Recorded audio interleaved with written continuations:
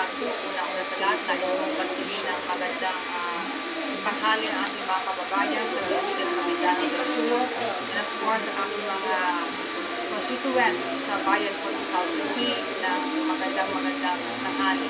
Assalamualaikum.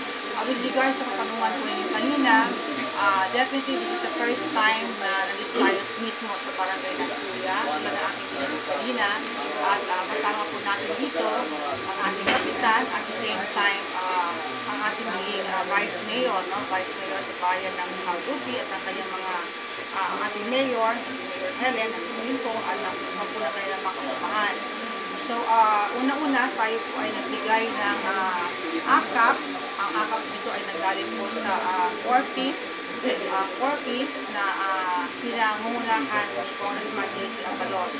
But una-una nais natin magpasalamat sa Presidente Bongbong Marcos na siya ay nagkaroon ng ganitong inisyatibo na magkaroon ng tawag ito, ganitong klaseng programa under the Department of DSWD, Social Work.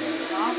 So, ang mga beneficiaries natin ngayon, umabot tayo ng 1,000, receiving 3,500 pesos.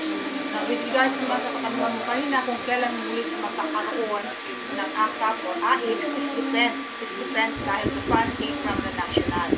So, hindi po ito pondo na binawin ko, hindi ito pondo mula sa Lagawin Maguindanao, ito po ay pondo na mula sa national.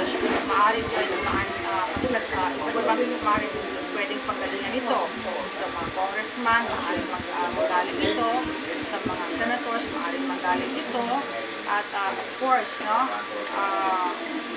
ito ay tulong sa ating mga kababayan na puspalad. So, because kailan lang susunod. So, definitely, it depends kung ano yung i-download sa atin ng national. So, I cannot assure you on when and kung magkano at ilan mga beneficiaries ng susunod natin pagbibigyan ng demographic programa. It will always depend on the downloading of the national. With regards to BTA extension po, pabor po ba kayo, Bob? I think it's very clear. It's very clear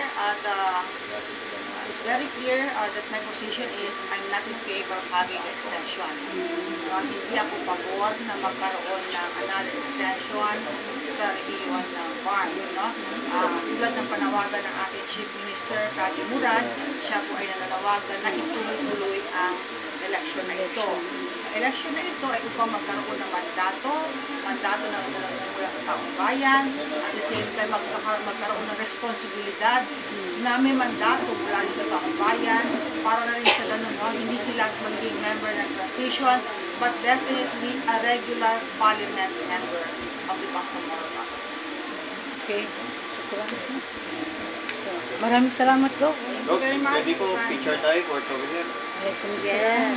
Thank you so much. Yan po ang panayan. Maguindanao del Sur. Governor by Mariam sa